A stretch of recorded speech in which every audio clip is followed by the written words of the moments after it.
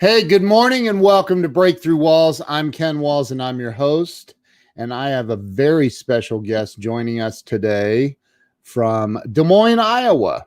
I have Dr. Jann Freed on with me. We'll see you in just a second.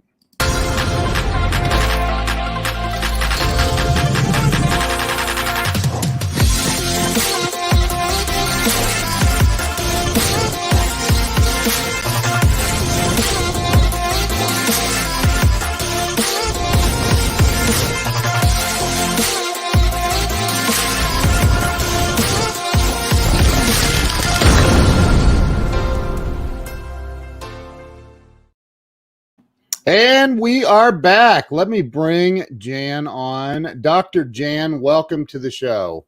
Thank you. I'm honored. I'm honored. You're the doctor. I'm just some guy that interviews people. Well, you break through walls, though.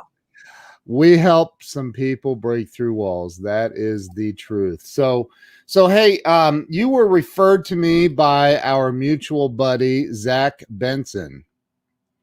Yeah. And he is a superstar. He is I call him a rock star. That's true. He is a rock star. I would say that's a good definition or description of him as well. So let's talk about, this. I started this show. It was about 2.5 years ago, to help people get unstuck in life. And I think we all go through crud and sometimes we get stuck there. And I'm excited to hear your story and talk about some of the challenges you've had. So let's start with where you were born and raised. Okay. So I am from Iowa. All of my education, high school, college, master's, PhD, everything's from Iowa. So I'm very much an Iowan. We live here out of choice. My dad used to say that living in Iowa forces you to travel. So, we take vacations because we have to. So, I have 3 grown sons. One's in New York, one's in San Francisco, and one lives here. So married, 3 grown sons. That's a good start. Yeah. So I told you before we started, I was in Des Moines for a month, and it was back in my late 20s, and I may have still had a little bit of a party bug in me, and I could find nowhere to party. Well, I will tell you, it has evolved. I mean, Has it? Yeah, honestly, it is a great place to live. There are plenty of things to do. Yeah. It's easy to do and it's affordable. So yeah. Well, I'm from Ohio, so it's not a whole lot different. Mm-hmm. You may have a couple more cornfields than we have. But I do remember, this has nothing to do with breaking through walls, but it was windy when I was there for the whole, I don't know if it's like that all the time, but I remember, is it I-80 that runs through Iowa? Right. So I remember seeing these triple trailer semi trucks blown over on the road. Have you ever seen that?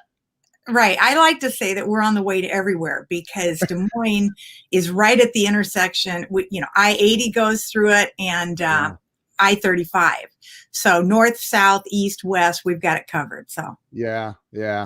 So talk about what it was like for you growing up there. Were you I know Iowa's a big farming state for sure. Were you involved in any of that or more city? Yeah, I definitely grew up in a farming community, but my dad managed banks. So he managed 3 small banks in 3 small towns. And wow. He also had his own insurance agency. So while I grew up in a rural community, and I'm very familiar with that, my dad was kind of like part of the small business community. So got it. So you went to high school, all of that in the greater Des Moines area, and then you went on to college. And what was your major in undergrad? It's always been business management. So business management and leadership. Yeah. Okay. So and Zach Benson was one of my students in college. Really?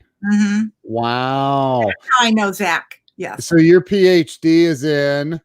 It's actually in higher education administration because I thought I wanted to go into administration, which is really management. Yeah. But Zach took my leadership course, and I'm very proud of what he's accomplished. I Yeah, can't take any credit for it, but I'm very proud of him. he's that guy is a world traveler too, Yeah, like big yeah. time. So talk about like once you got out of, I mean, did you do all of your all the way through PhD consecutively, or was it something you decided to add on later in life? I know a lot of people that do that. Yeah, right. No, that's a good question. No, I was never thinking PhD. I got college and I didn't want to work in a bank because I wasn't that excited about banking, but that was the best offer I had at the time of getting out of college, and it was the largest bank in the state of Iowa, and it was in Des Moines. So I did that for a few years, and they had a tuition reimbursement program. So that's how I got my MBA. They reimbursed that. And so I thought, well, I'm single. That's a good use of time. And then when I got just done with that, I really wanted to sell bank equipment to banks. And that's what I really wanted to do. But then where I went to undergrad, which is called Central College in Pella, Iowa, and that's where Zach went too, they called and said, we heard you're getting your MBA. Would you want to teach? And I said, well, I've never thought of teaching. I didn't take any education courses. They said, no, to teach at the college level, you don't need to take any education courses. So I always say to students, if you've had a professor in college that you didn't think was a very good teacher, they don't need to know about teaching. And so I know it's really kind of surprising. So yeah, I love teaching. I really wrote, I've written several books, but I wrote like 3 books focused on higher education. And one is really, the subtitle is Shifting the Focus from Teaching to Learning. So I really I'm really passionate about learning at all levels, at all ages, all stages. wow. So what are some of the along the way? I didn't go to college, so although I do believe in education, it was around 20 years old, I would say, that I was like, wait a minute, I'm an idiot. I need to start learning. And so I started buying books like crazy, and and I've spent my entire life doing that, and I still do. Yeah. But what are some of the challenges that you faced along the way? I mean, did you have to pay for all of this out of your pocket? Was it, well, I was single at most of the time, except for my PhD. And you do get creative. I mean, there are scholarships out there. I mentioned the bank reimbursed me 80% for my MBA. I did have some scholarships for the PhD, which kind of came a little bit later. Yeah. But I honestly believe that, I'm a big believer in community college. I'm a big believer in trade schools. I just think people have to find their passion, but I am a big believer in education at any level. Learning. It's all about learning. Yeah. Even self-taught, Ken. I mean, good for you for reading and continuing to read. And it's all about self-improvement. No one ever really arrives. We should all keep learning. I had it's funny because I've had in my 12th grade year of high school. Now I had I didn't have a dad that was a banker, and it was a weird situation for me, but I remember them calling me in going, you didn't get a biology credit in 10th grade. And I'm like, yeah, I really didn't care for that class, and they're like, well, you have to have that to graduate. And I'm like, no, I'm not, that's not applicable in real life. I'm never going to use that. So let's just, well, they didn't see it that way. So I literally just said, okay, well, good luck with life. I'm out of here. So I walked out in 12th grade, few months before graduation, and never went back. But I will tell you that, and I'm interested in your opinion, because I think that a lot of people will go to college, they'll get a degree, and then they think that's where it stops learning. Right. No, right? It doesn't. No, it doesn't. And honestly, I want to give you a lot of credit because, not everyone has your motivation to keep learning, given the fact that, you didn't continue to pursue that. So, but you pursued learning in a different way. So Yeah, that's yeah. really, and that isn't easy to do. So Ken, It's good not. for you. Well, and it's probably more, it was just insecurity, because I always felt really insecure about not having graduated high school. But, I have employed a lot of college graduates. But I think that what you're talking about is the importance of learning, whether it's through higher education or however you're going to learn. It's important to never stop. Absolutely. Absolutely. So, what are some of the things that you have taught over the years? I didn't go to college, so I don't understand the whole. Yeah. What did you teach? In a smaller college, we weren't, I was teaching business management and leadership and some marketing. And so in a smaller college, it's not really the college of business because we're a liberal arts college. And so I taught a variety of courses: organizational behavior, principles of management, principles of marketing, marketing management, strategic management, Wow. Managing diversity, which, is becoming, I didn't think it'd be that important in 2020. Yeah. Oh gosh, what else? That kind of covers it, I think. Yeah. But so I taught a variety of courses, and actually I taught at the college level for 30 years. And that's where Zach went to college. And then I left after 30 years. I kind of retired, although I don't like to retire, because I wanted to do something else. I had to drive an hour each way, so 2 hours a day to get to my job. And once my kids were out of college, it was like, I have some time that I can give back to the community, but I couldn't give back because I worked out of the community. So the only way for me to really kind of get involved in some of the activities and organizations that I wanted to get involved in, I had to be here because they often meet at breakfast, lunch. Yeah. And so I'm on not-for-profit boards. I'm on a paid bank board. I'm very involved in my church. So I've really enjoyed having the time to pursue some of these things and the opportunity, because when I was out of town, you're really out of sight, you're out of mind, Yeah, So, right. So are you in a smaller area, or are you in Des Moines? I'm in Des Moines, but I was in a small town an hour south. Yeah. Got it. Well, and the winters in Iowa can make that drive probably a bit interesting. I tell people, well, I only did it for 30 years and I only had about 5 car accidents, and only 2 were really bad, but I never got hurt. Oh my gosh. So they never seemed that bad, but one was pretty bad. So there's a YouTube video of I-80 of like all these. It was a huge pileup a few years ago, and I've seen this. For some reason it pops up in my YouTube channel every now and then. But so you spent 30 years doing that. You retired, and along the way during your 30-year stint in teaching, how many books did you write? 5, and now I'm working on a 6th one. Yeah. And I just, after getting a PhD, I love the process of research. I love the process of interviewing people, sharing what I learned. One book was about Mexican women leaders, because Central College we have a program where students can study in Yucatan, Mexico. So I started interviewing women leaders there and taking photographs. And so I've done a variety of things. And then when I left Central, I started teaching a graduate leadership course for the University of Iowa, but I could do that using Zoom in Des Moines. And I really enjoyed having the opportunity to teach graduate students. And and so now I'm working on another book that we can talk about.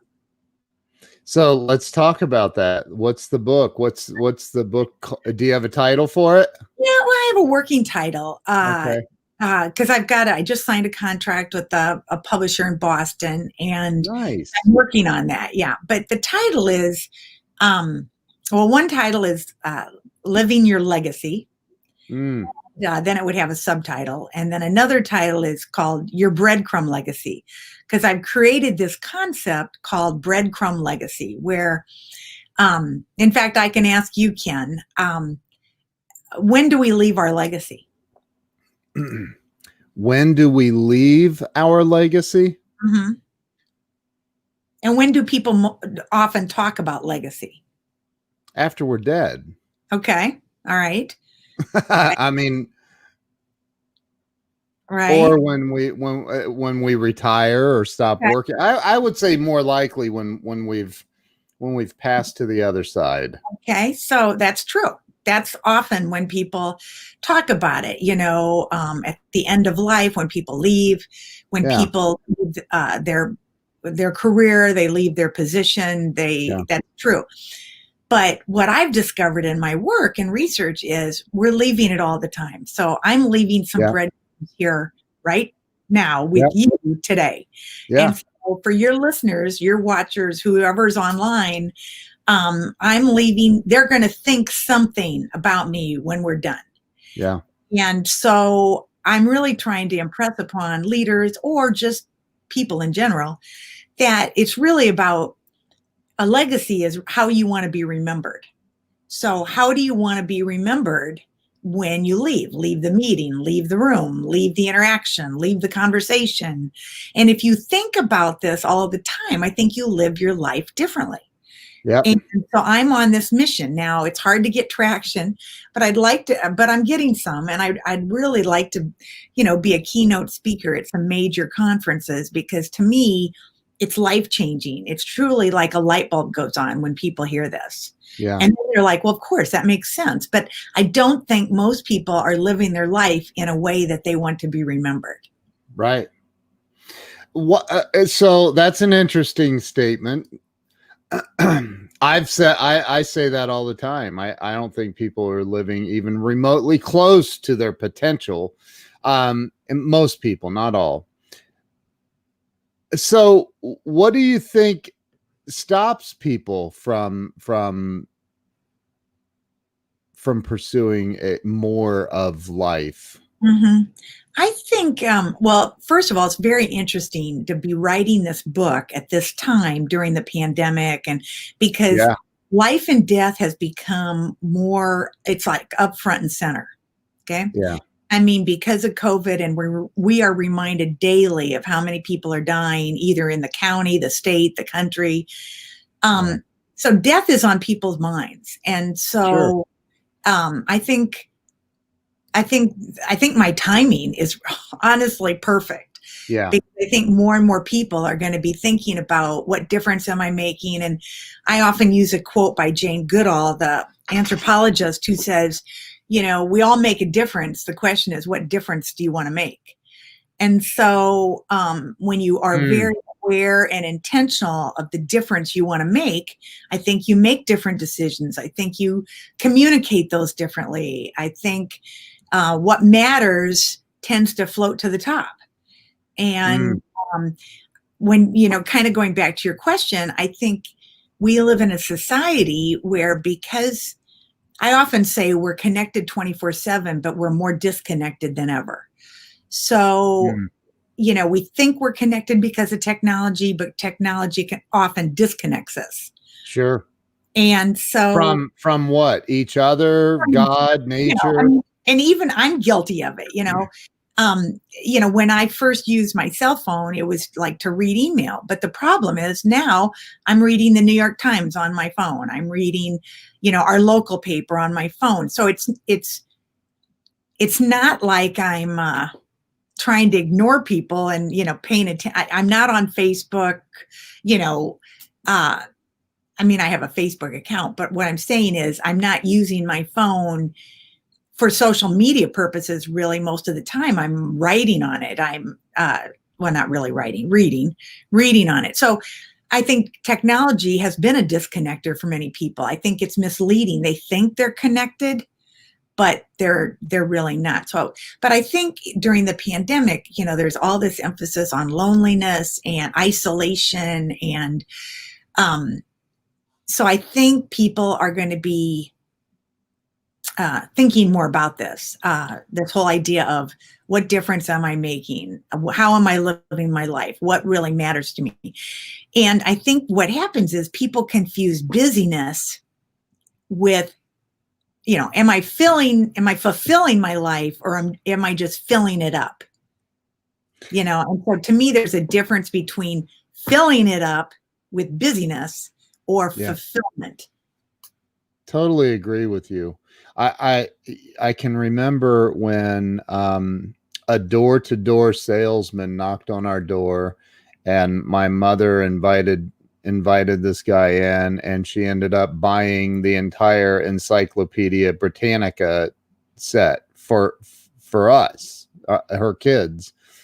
And what's interesting is the kids today, probably 30 years and younger at least, have no idea what Encyclopedia Britannica even is. So, and I remember, I don't know what, when you were talking, I remember, we had to research things in school, and we had to go use microfilm, and you put it on that little reader thing. And, people don't know about that stuff, and that's a different type of technology. It required more kind of grassroots stuff. Like now I have the Amazon device. If I say her name, she'll perk up, so I can't say her name. Right. But I can ask her almost anything, and she gives me an answer, or she turns lights on and off in my house for me. And it's completely different than 50 years ago or 40 years ago when I was a kid. And, so how have you seen, and I agree with you, I totally agree, but have you seen where technology has also improved life for people? Well, I'm just amazed. Like for me, doing research, I can find emails, and I can email high level people, and they will get back to me. Yeah. Where if I left a phone message, they're not going to return that. No. But, so for me, a lot of that research, it's amazing what you can find online. So for research, I think it's amazing. Yeah. But one of the things that I've noticed when I was teaching, and even in my graduate course, but more so in the undergraduate course, is the fact that I do not think writing skills have improved. Even with spell check, I would say to the students, spell check is not going to catch everything. You have to read, you have to proofread. Like one of my major mistakes when I'm typing is the word from and form. And, you have to read, spell check doesn't catch that. Now, maybe Grammarly would, but the point is. Right. Yeah, but what about the words? This is a pet peeve, and this is coming from a high school dropout. I can't stand it when people use there, and there wrong. It makes me insane. Absolutely. Or like that is fundamentals of being alive. You need to learn how to do that properly. Right. Or to and TOO, And TWO, yes. Right. And so I did not find overall that writing skills for undergraduates went up, because when I was in college, we had to type our papers. So by the time you type it, you have edited, your paper, and proofread, because when you typed it, that was it. Now what I find is students type it in and they think they're done, rather than, here they can move paragraphs, they can move sentences. So it is interesting, but. Yeah. It is. I agree. So technology is, I do think that, and Kellen Ann says in the comments, they don't even teach cursive writing anymore, which is true. And it's mind blowing to me. It is mind blowing. I just can't believe that. We're teaching our kids how we're teaching our daughter, like, this is how, and my wife's brother and his wife are both teachers. They're, in the school system here, but it's interesting that we're we're getting away from some of that. That's crazy. I don't get it. Well, and I remember so many of my quantitative courses, both in college and in graduate school. I remember I had this professor that said, "Yes, you can have your calculator do it all. No, we're gonna know the formulas. We're gonna know and even myself. I mean, I used to know a million zillion phone numbers of friends, but now because they're in my contacts and it pops up, so my memory, I worry about." Well, it's like anything else. I believe that if you're going to maintain a healthy physique, you're going to have to exercise, right? If you're going to maintain a good memory, you have to exercise it. That's true. Very true.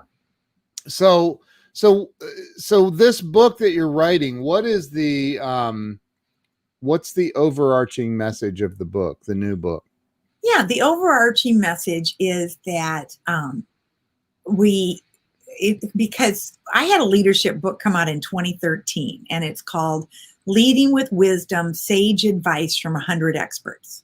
Wow. It's on Amazon. And I interviewed actually more than 100, but my editor liked 100. But the conclusion was I was asking these sages, these very wise people, some of the top executive coaches, authors, professors, some of the top people in their field, how can I best prepare people to be the leaders needed in these uncertain times? Now, what's interesting to me, Ken, is that book was published in 2013. I started the research probably in 2008. The times have only become more uncertain. Yeah. I think that book has is even more relevant now. But I was asking them about leadership, and they were telling me about life. So one of my conclusions is it's hard to be a good leader if you're not a good person.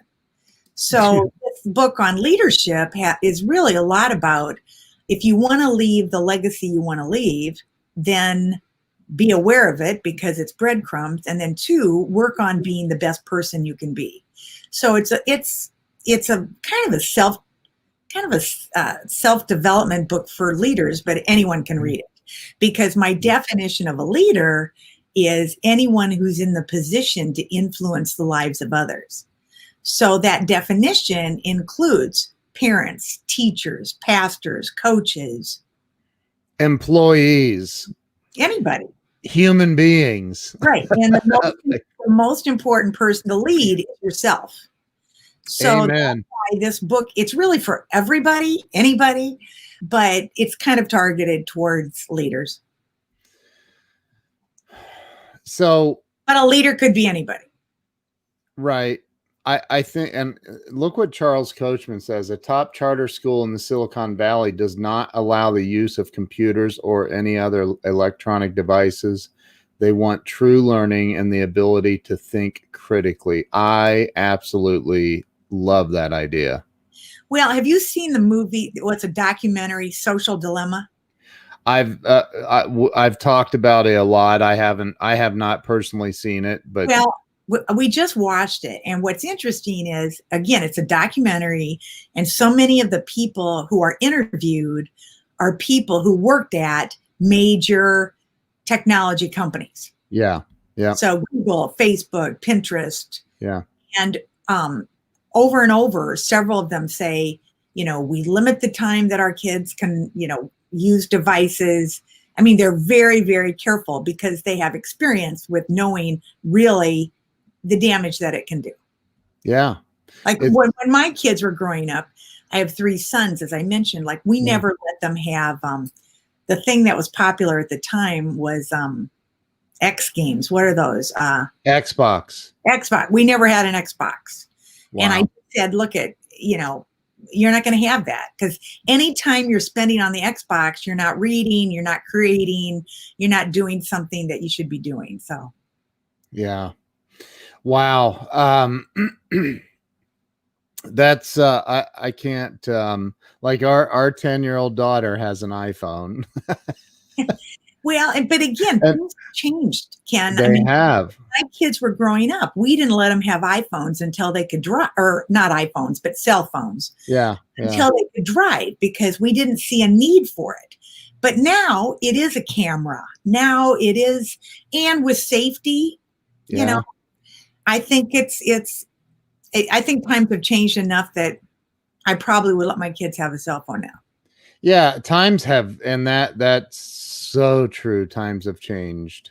There's a lot more insanity. And sometimes I wonder if there's more insanity or if we're just more aware of it now because of technology. Yeah, I don't know. Like news happens and I mean something happens and the whole world knows within seconds, like it's on Twitter or wherever, So I wonder if maybe that craziness happened before and we just weren't aware of it. Yeah, I don't know. Yeah. That's a good point. Yeah. So when are you thinking the book's going to come out? Well, I'm hoping 2021 because I'm well on my way. In fact, after this interview, I've got a call with my editor and publisher, so my kind of team. So I'm working on it, and I'm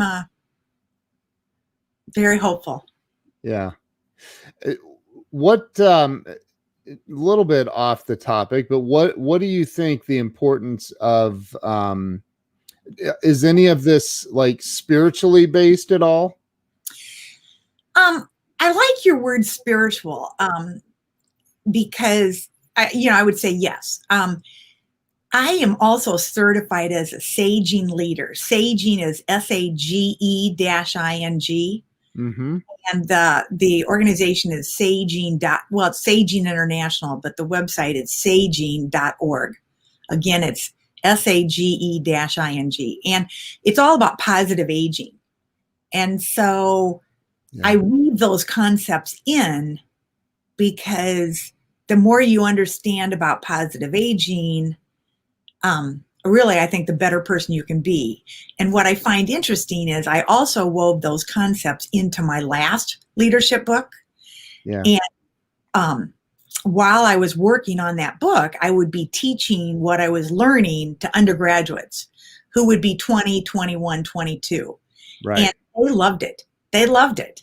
That's so awesome. It isn't like, to me, positive aging, if you learn what it means to grow whole and grow in wisdom, and if you learn these concepts, the earlier you learn them, the better off you are. I think, I had, and this may sound odd to you, but I had the great gift of becoming a raging alcoholic. And at 34 years old, I had a spiritual awakening, epiphany, whatever you want to call it. And I got into recovery. And so it's been over 18 years for me now, but congratulations. Thank you. I'm not saying that but AA is very spiritual. It's the most, I've said this many times. It's the most spiritual program on planet Earth. I think because you don't have to have a preconceived notion of what God is to be a member. Like you can, I remember sponsoring a kid that said he loved my Mercedes. He's like, I can't believe in God. Can I use your car as my higher power? I'm like, yeah, just take good care of it. Wash it a lot, but I think that I truly believe that once, because I was a bad person prior to getting not bad at the core. I just made really bad choices in life. Right. And it's our choices that equal our consequences. And so, I do know that once I got sober and I started looking at, wow, I've really been a jerk. Like I've been a really bad person. And then you go, okay, well now I need to clean up my past. I need to work on becoming a better person. And so one of my favorite quotes is, pain is the predecessor of all wisdom. And I think that sometimes to become a better person, you have to do stupid things for a while. I don't, does that make sense? It does. And I'm familiar with AA because I've been part of an Al-Anon group because of a family member. Yeah. So I'm very familiar with the concepts, and I Yeah. really like their emphasis on making amends, Yep. forgiveness, forgive yourself, Yep. because even in the journey of becoming a better person, a good person, whatever, we all make mistakes. It's Absolutely. just Yeah. being aware of them and doing something about it. Yeah. See, I would look at somebody with a PhD who's taught college and on the college level for 30 years and think, wow, you're perfect and you've never made a mistake. And right. Like, I mean, but that's outside perceptions. And my sister's a nurse practitioner and she's like, I look at my sister and I think she's old, my older sister, but she's like, it's almost like she's never made a mistake. I know that's not true, but like, I think that that's what my show is about, is showing that no matter what level of life you're on. I mean, Grant Cardone's been on, he's worth $500 million, right? And he's made mistakes. He talks about it, and a lot of people. So what do you see as the biggest growth opportunity for human beings to be able to embrace the mistakes they've made and become better as humans? Mhm. Well, that's an excellent question, and I think I think the answer is awareness, because you can't improve something you don't know about. I mean, High five. yeah, even in a, let's see, where's my, even in a, significant other relationship, marriage, whatever, um, if you're not communicating and someone doesn't tell you what it is or what's bothering, you can't fix it. So it's got to be you either have to have feedback where you're collecting feedback regularly, or you have to be very self-aware. And that's self-awareness. That's the first step in this concept we call emotional intelligence. So if you're going to be emotionally intelligent, it has to start with, I have to know as much about myself as possible. So I have to know when I made a mistake. I have to know when I need to make amends. Mm, That conversation, whether it might be a difficult, challenging conversation. Um, yeah. to me, it starts with self-awareness. If you don't have self-awareness, then it's not going to go anywhere. I am a proud member of Al-Anon as well. So Okay. and what's crazy about it is an alcoholic leaves like there's real evidence that there's an issue, and for somebody like me that's recovered from codependency as well, like the evidence is a lot more difficult to see as the codependent. So like you don't realize I'm just a good dude. I'm just trying to help fix their life, and it's not necessarily the case. So I think that I love everything you're talking about. So with the codependency thing, how has that helped you in your journey? Um, Your well, involvement, I guess. I'm yeah. sorry. I mean, Yeah. I think what I had to learn is one of the things I had to break through, I think, is I was a pleaser, again, it's always seeking approval, Yep. and I had to break through that, Yeah. realize that, I'm not going to get approval from everyone. And, I had to have everybody like me, and not everybody's going to like you. And so I think to be a good person, you have to realize that sometimes that need to be approved or loved isn't a flaw. It just is life, and therefore I can stand stronger on my own because I'm not always looking for approval. Amen. I love that. So, what do you think the number one thing is that is holding people back from happiness and success in life? I think some people, it's kind of interesting, Ken. I'm writing a paper about this right now. I think, Really? yeah, I am. I think Mm. because I'm writing happiness and meaningfulness are two different things. Yeah. And there's a Stanford professor, Jennifer Aker, Aaker, and she writes a lot about this. That happiness is about receiving, Mm. and meaningfulness is about giving. And happiness tends to be more short term, and meaningfulness tends to be more long term. And happiness tends to be, the focus on uh, I'm happy, and meaningfulness realizes that you may be happy, but sometimes it involves pain, like you talked about. And so I think one thing that prevents people, I think some people, um, is their definition of success. Mm. One research project I read recently that even millennials think, if they chase, fame and fortune and notoriety, that's going to make them feel successful. Yeah. And that's not really true. And so I think people chase happiness when what they're really looking for is meaningfulness, something on a deeper level. And Wow. That's so true. and I think a lot of people just, again, we are so busy that we don't think about what would really make us happy, or what would really be a meaningful activity. And therefore, if we're not thinking about that, then we're not thinking about legacy, which is what difference are we making? It's I all can't related. wait to read. I know it's all related. And Ken, it's it. all going to be in my book. It's all going to be in my book. Have you ever read anything by Anthony DeMello? No, I haven't. No. He was a Jesuit priest, and he wrote a book called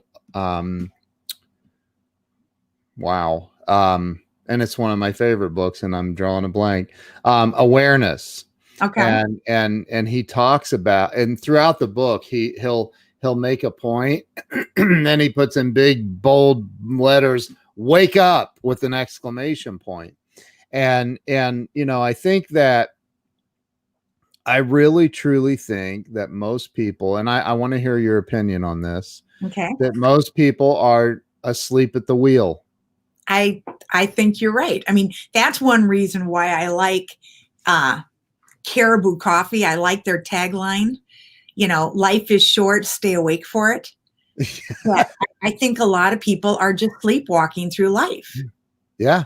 And it's true. And then all of a sudden it's like, an illness comes or something happens, and then people are like, well, where'd my life go? What happened? I mean, that's why, years ago, Tony Robbins, and he kind of, and I don't know if he's the one I learned it from, but I don't know if he was the originator of called NDE, near death experience. So yeah, he said we all need to be having these near death experiences where we imagine them. We don't have to physically have them. right. But right. if you think that, that this could be the end, then, you start living your life differently. And so why do we have to wait until it really is the end to start living our life differently? That is, yeah. Why? That's a great question. No, I don't know why. Oh, again, I think people are busy. I think there's a lot of fear involved. Yeah. When you're talking about death and dying, I think there's a lot of fear involved. I had, I don't know if you know who Andy Frisella is. But Andy is the CEO of a company in St. Louis that is in the health and fitness industry, and they do about $400 million a year in business. And what's interesting is he has this insatiable drive for just everything that he does, everything. And so he was on the show, and I said to him, dude, you have this insatiable drive for success, for everything you do. Where does that come from? Like, it's incredible. And he said, honestly, he goes, for the first 10 years I had my business, I made $55,000 total in 10 years. And I go, what? I go, you could have made more money flipping hamburgers at McDonald's. And he goes, I know. He goes, so I'm talking to my business partner this one day.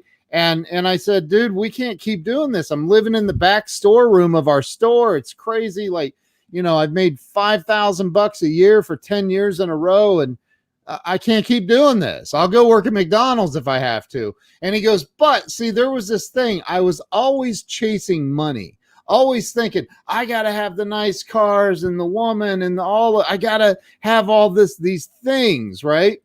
He goes, so my business partner and I are having this conversation, and this woman walks into our store and starts telling us about how much our products have changed her life. She lost all this weight. She, had all of these amazing things that happened for her in her life. And he goes, dude, when she walked out, I looked at my partner and I go, that's why we're in this business. I don't care if we ever get rich. That right there is why we're in this business. It's to make a difference in people's lives. He goes, it was about 5 years later, I was a multimillionaire.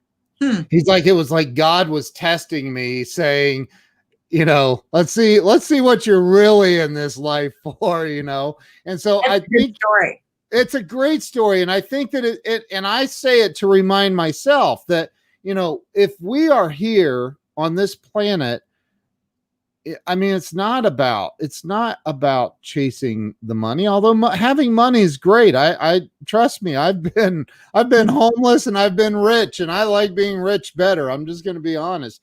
But if we're here to make a difference, and in your studies for this book, I'm assuming you're studying people. Yeah. Yeah. Are you finding that the people that are leaving the greatest legacies are focused on making a difference in the world? Definitely. Mm-hmm. What are some examples that you have?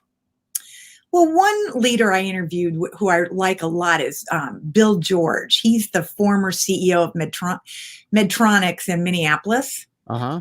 And he wrote a book several years ago. It's on my shelf, called True North. And, again, very disciplined, very, you would read that and say, yeah, it's spiritually oriented, but not religion. Right. When I mentioned Saging, that organization was started by a really Jewish rabbi. Yeah. But now it's interdenominational. I mean, it's not just, these concepts are not Jewish. They're not Protestant. Right. They're not Catholic. They're just, they're really good, wholesome. There's a book, it's, again, it's kind of timeless, but it's called,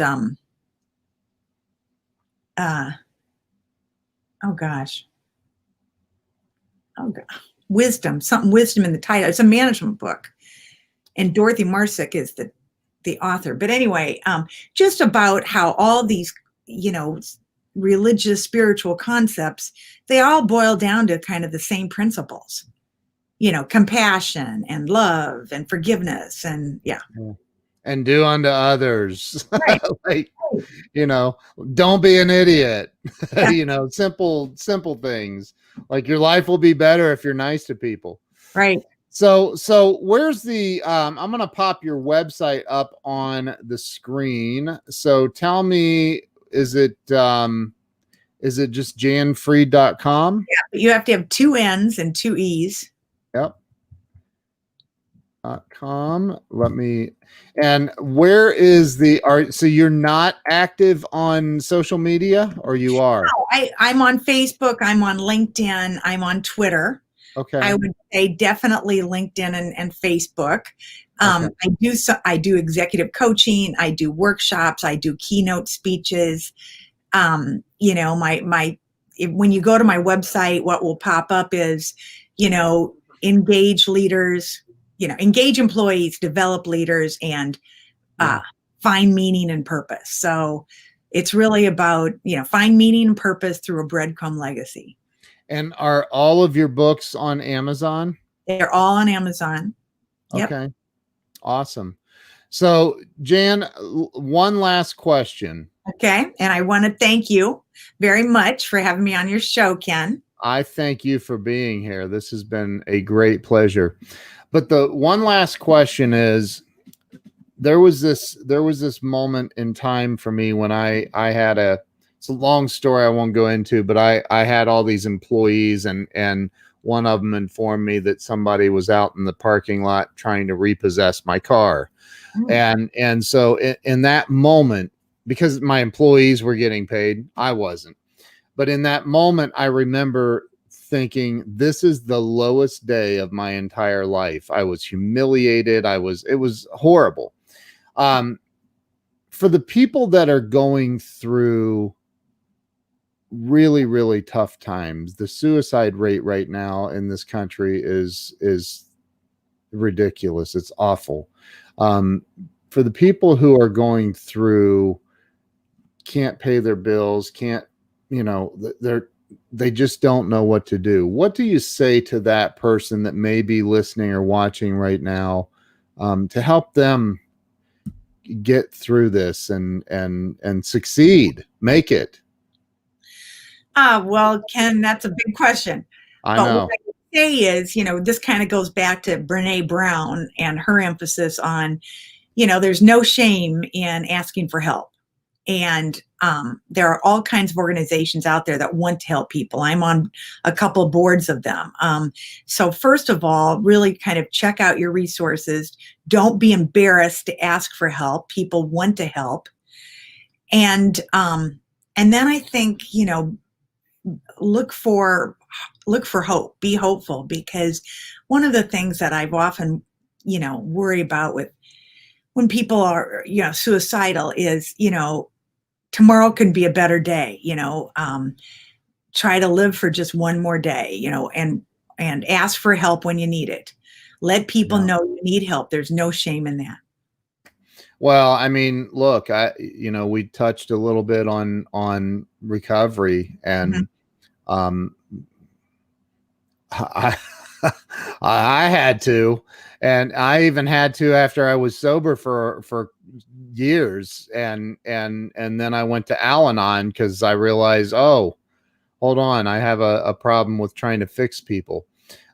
So Very common. That's very common for sure. yeah, it is. So, And the other but thing I want to say, Ken, is, I really want to thank you for sharing your vulnerability, because I view vulnerability, I tell leaders, vulnerability is a strength, yeah, because people view, leaders aren't perfect. Leaders make mistakes. Leaders don't have to have all the answers. yeah. Thanks, Ken. You're awesome. Thank you. I appreciate you being on this morning.